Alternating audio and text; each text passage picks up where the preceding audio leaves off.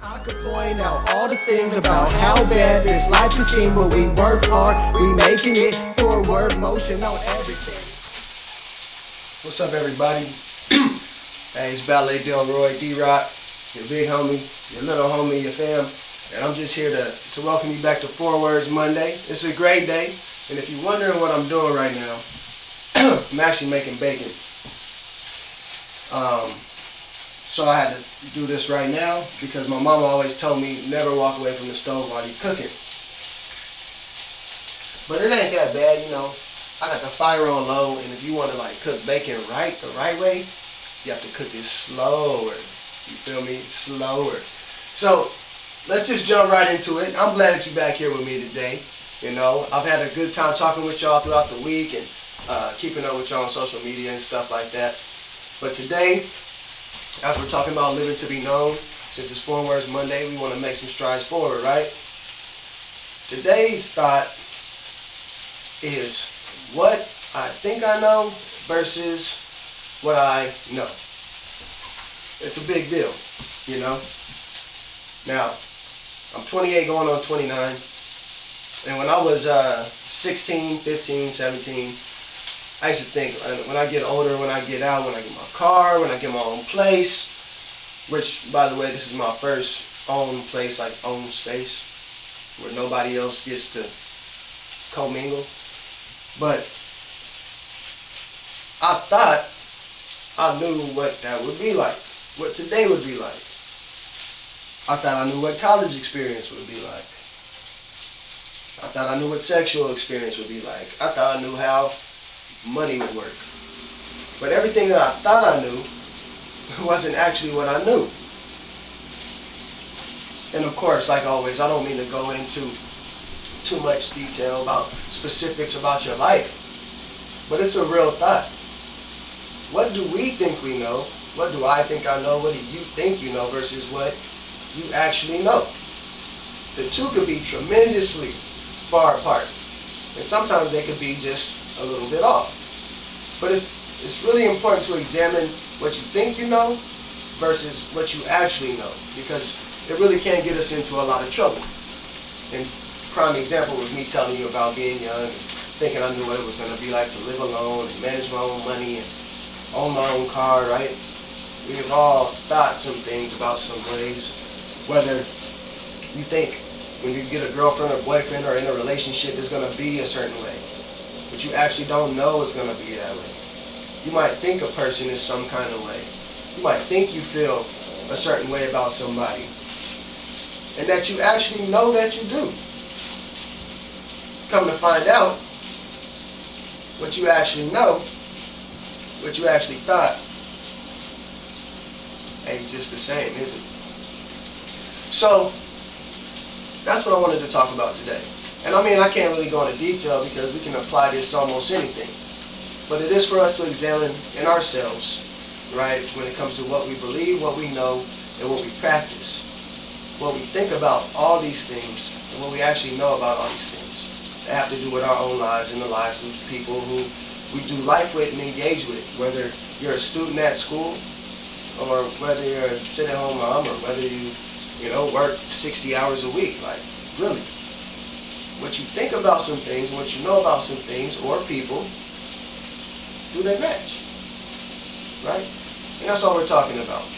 So even in relationships, communication, and finance, what you think about the way you communicate or manage your relationship or manage your money or how much you have or what you can do with them versus what you actually know, right? What you think you know about it and what you know about it. Let's just do the best we can to bring those together. Now I want to talk about something that I think is very plain, and I only got a few minutes because on the real, well, this bacon ain't going nowhere, that's why I cook it slower. But I was reading an interesting article, right? I mean, we can talk anything down to religion, sports, carpentry, we can talk about scrapbooking for all I care, but when it comes to the things that are important to us and looking at what we think we know about them and what we actually know about them, sometimes we have to do a little extra research to find out. So I was looking up this article because I was asking the question, how did water come to Earth, right? Was water here first, or was there like just a grip of land that broke up into continents first? And of course, those who are into science and all these things are, going to take their stake. Whether you believe in science, whether you take a religious stake on it, or whether you take an evolutionary stance on it. Evolution is part of a science, it's not science. Stuff like that. And I might be getting this wrong, but I hope you get what I'm coming at. So how did water get to the earth? Some people believe like a comet brought water to the earth. Some people believe like water came together and then dry land appeared, according to the Word of God. Some people are like, I don't know and I don't care. Some people are like, it took thousands of millions of billions of years for this thing to get right so that we can find and have life on Earth and water not evaporate out into space and stick together. But a lot of times when we think we know about the ecosystem and science and the body and the mind and emotions, like we really don't know that much. And any scientist, anybody who studies any form of science will tell you we don't know. We don't know enough. But from what we do know, this is what we can try to make sense of. And that's all we're trying to do. We're trying to make sense of some stuff. So I'm gonna read just a little bit, and I'll be quick. To be fair, the origin of our planet's water is an intricate story stretching back some 13.8 billion years to the Big Bang. Now, we don't actually know if it was the Big Bang because we haven't been there, and we've never actually tested the theory of watching like a planet be formed, and right, we haven't lived it long enough or seen it, stuff like that. So that's just based upon whatever premise they're coming at us. We'll start with that, okay? It says, and a key part of the story, centering on two particular solar system denizens, has been hotly debated for decades. So even over time, I would say thousands and millions of years, however long we've been on the planet communicating with one another, there's always been this wonder. And we don't like the things we don't know, so a lot of times we think we know some things, and then we come to find out that we are wrong or right. So let's kick this off. Here's the part we think we understand well.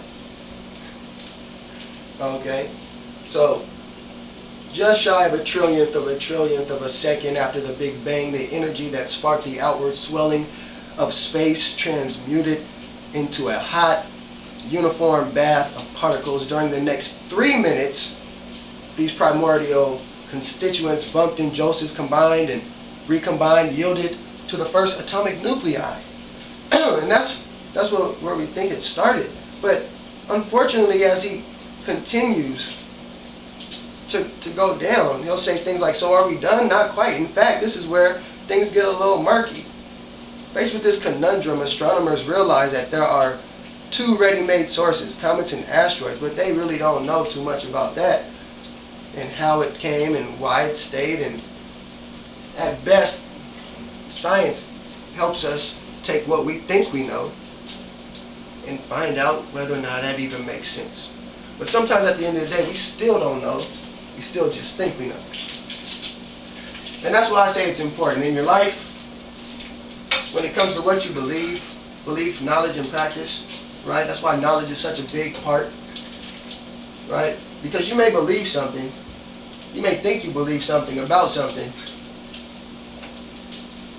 but is it actually based on what you know about it? When you're practicing something that you believe, because you think you know about it, do you know about it? Do you know why you practice it? You know, the things you think about your mom, your dad, your brothers, your sisters, your best friends. Have you sometimes drawn conclusions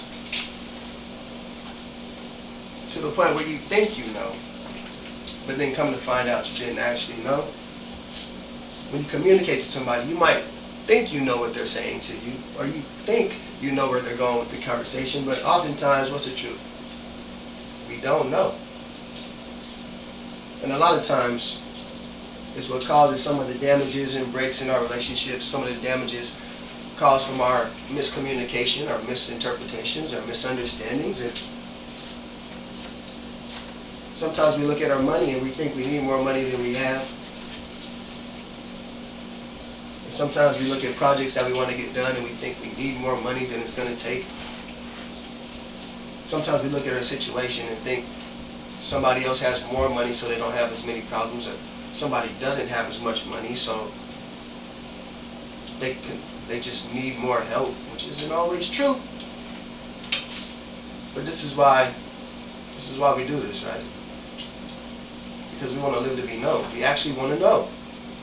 We want to move forward. That's why this is 4 Words Monday. We do the 4-word motion thing, you feel me?